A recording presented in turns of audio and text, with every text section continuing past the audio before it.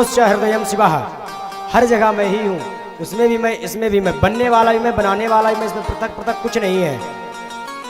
राम ईश्वरो यस्य सह रामेश्वर, जो राम के ही ईश्वर हैं ऐसे रामेश्वर एक दूसरे के दोनों आराध्य हैं।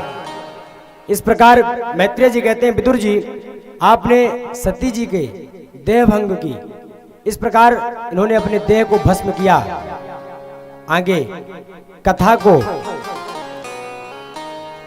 सुनाते हुए कहते हैं कि आपने माता सती का चरित्र श्रवण किया। मैंने आपको मनु महाराज की 3 बेटियों के बारे में बतलाया।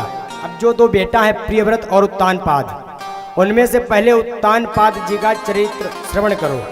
महाराज उत्तानपाद की 2 पत्नियां हैं। बड़ी का नाम सुनीति है और छोटी का नाम सुरुचि है। जाये उत्तानपादस्य सुनीति सुरुचिस्तयो, सुरुचि प्रेयसी पत्न्युर्नेतरा यत्सुतो ध्रुवा। दोनों रानियों से एक एक संतान हुई। बड़ी रानी सुनीति का बेटा ध्रुव और छोटी रानी सुरुचि का बेटा उत्तम हुआ। इनमें से एक दिन क्या हुआ कि उत्तानपाद जी ने सुनीति को निकाल करके सुरुचि को अपना लिया।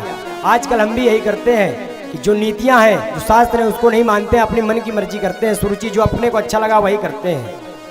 अब इसी प्रकार एक दिन क्या हुआ कि ध्रुव जी महाराज को पिता की याद आई और पिताजी से मिलने पहुंचे। परिचय पाते ही पिता ने पुत्र को हृदय से लगाकर अंकित कर लिया, गोद में बैठा लिया।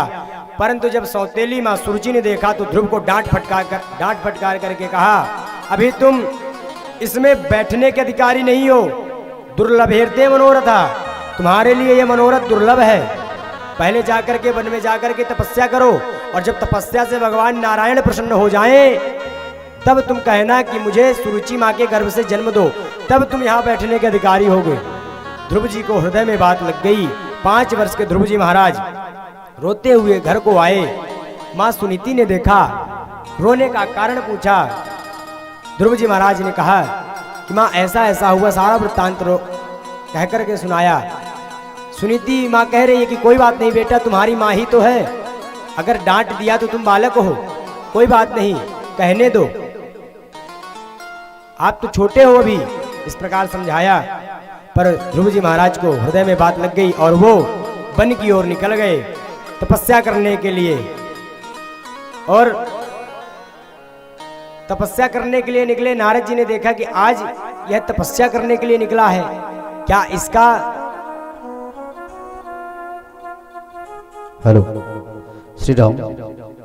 समस्त माताएं आरती करके जाएं। जो सबसे पीछे आते हैं सबसे पहले भागती हैं। अगर आप कथा को पीछा देकर जाते हैं इसका गलत प्रभाव पड़ता है, इसलिए कथा के बीच में बिल्कुल ना उठा करें, क्योंकि आप तो डिस्टर्ब होती हैं, जो बगल वाली माताएं वो भी डिस्टर्ब होती हैं। कथा का उनका ध्यान, वो भी सोचती हैं कि चलो अभी गोबर पड़ा होगा। इसलिए कथा में विघ्न डालना बहुत बड़ा पाप है। इसलिए मैं क्षमा चाहूंगा आप लोगों से कि ऐसे विघ्न बिल्कुल न डालें। कथा में जो विघ्न डालता है उसको गो हत्या का पाप लगता है। इसलिए इस अत्याचार से आप बचें, इस पाप से बचें। और जब आरती हुआ करे सबसे पीछे आना है, सबसे आगे बैठना है और सबसे पहले भागना है। इस प्रकार से सारी जो जनता जनार्दन है, माताएं डिस्टर्ब होती हैं, कथा डिस्टर्ब होती है।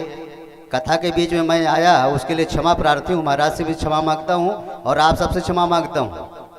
लेकिन हृदय में देखा नहीं गया इन आँखों से कि आप लोग अधर्म ना करें, यही क्षमा करिएगा मुझे, ये धर्म ना करें, है ना। आप लोग चकाचक कथा सुने राम जी कृपा से। ये शुभ अवसर आप सबको बार बार नहीं मिलने वाला है।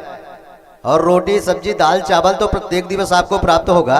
वही गाय, वही भैंस, वही सार, वही भुसौला, सब प्रत्येक दिवस आपको मिलेगा। लेकिन कथा, आज की कथा जो गई तो कल नहीं मिलने वाली है। इसलिए आज का मौका न छोड़े। कल तो हमारे कन्हैया का जन्म है, तो कल तो लड्डू पेड़ा लाना ही पड़ेगा घर से। तो आज की तैयारी रात में करिएगा। कल की जो तैयारियां हैं वो रात में करिएगा। मैं जानता हूँ पेड़ा बनाना होगा आप लोगों को, कि कल ठाकुर जी के लिए पेड़ा बना के लाना। भाई कोई 1 किलो लाएगा, कोई 2 किलो। तो आप सबको बनाना है, इसलिए आप लोग भाग रहे हैं, लेकिन कथा को छोड़ कर न जाएं, यही निवेदन है। आइए हम कथा में प्रवेश करते हैं। और वैसे भी थोड़ी देर में आरती होगी, आप सब आरती ले करके और प्रसाद पा करके जाएंगे। बोले वृंदावन में हरि लाल की जय। बोले भक्तवत्सल भगवान की जय। ध्रुव जीवन की ओर निकल गए। जंगल में चारों तरफ परमात्मा को ढूंढ रहे हैं। 5 साल का बालक क्या जाने परमात्मा क्या होता है, कहाँ है परमात्मा, कैसा है परमात्मा। विचरण करके यही विचार कर रहे थे कि अचानक नारद जी प्रकट हुए, क्योंकि भाव भी है ना कि बिनु हरि कृपा मिले ही नहीं संता। अब भगवान की इनके ऊपर कृपा हुई तब संत मिले हैं, और नारद जी जिसको मिले हैं उसको भगवान जरूर मिले हैं। नारद जी महाराज मिले, अद्भुत तेज देखा बालक के चेहरे पर, अद्भुत वह पराकाष्ठा देखी भक्ति की, तप की, प्रसन्न हुए। परंतु परीक्षा लेनी चाहिए। डराते हैं ध्रुव जी को कि मत जाना जंगल में, बड़े खतरनाक खतरनाक जानवर रहते हैं, बड़े बड़े तुमको खा जाएंगे, तुम्हारे कोमल कोमल हाथ, कोमल कोमल तुम्हारे पैर, कहाँ यहाँ वन में भटक रहे हो, जाओ घर में खेलो कूदो, अभी खाने पीने की उम्र है। ध्रुव जी महाराज कहते हैं महाराज भगवान कैसे मिलेंगे ये बताओ, हमें ये मत बताओ जंगल में कौन रहता कौन नहीं रहता है, मुझे ही पता जंगल में जानवर रहते हैं, इंसान नहीं रहता है। नारद जी को समझ में आ गया पक्का भक्त है, नहीं मानेगा। नारद जी महाराज ने सुंदर द्वादशाक्षर मंत्र का उपदेश दिया है, और उसी द्वादशाक्षर मंत्र को ध्रुव जी महाराज अपने भजन को भजन से माध्यम बना करके उस मंत्र का हमेशा जाप करते और नियम बना लिया था कि त्रिरात्रांते त्रिरात्रांते कपित्थ बदरासन, 3-3 दिन में एक बार फलाहार करते थे। तपस्या जब प्रारंभ करी, और इसी प्रकार 1 माह तक ये नियम चला, 3-3 दिन में एक बार फलाहार।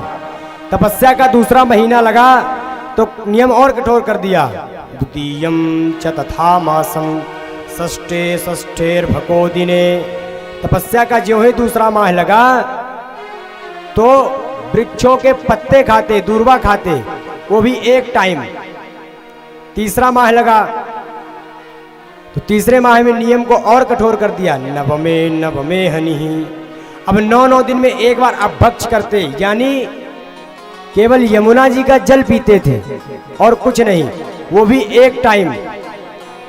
और चौथा जब महीना लगता है, चतुर्थमपि वै मासम द्वादशे द्वादशे हनिहि। जब चौथा महीना लगा तो 12-12 दिन में वायु हवा का पान करते थे। ऐसा भी ऋषि मुनि पहले तपस्या करते थे कि वायु लेकर के जीवित रहते थे। इस प्रकार अब वायु का 12-12 दिन में आहार लेते, और ऐसा एक बार करके ऐसा प्राणायाम चढ़ाया कि समस्त संसार की, विश्व की प्राण रंध्र को छीन लिया। सबकी श्वास स्थगित हो गई, देवता घबराए, भगवान के पास पहुंचे, अनुनय विनय करने लगे। महाराज हम लोगों की सांस कहाँ जा रही है, श्वास अटक रही है, पता नहीं कौन श्वास अटका रहा है। हे प्रभु हम आपकी शरण में हैं, रक्षा करो। देवगण बोलते हैं। तो आप जानते हैं भगवान बोले मां भैष्ट डरो मत, मैं जानता हूं कौन है। औतानपाद्रियमयी संगतात्मा, ये उत्तानपाद की संतान है, मेरा भक्त है। तो आज भगवान उस मधुवन में, जहां नारद जी ने बताया था कि आप वृंदावन में मधुवन में जाकर के भक्ति करिए यमुना किनारे, आज भगवान दर्शन देने नहीं आ रहे हैं। गरुड़ को छोड़ करके आज भगवान स्वयं भक्त का दर्शन करने आ रहे हैं।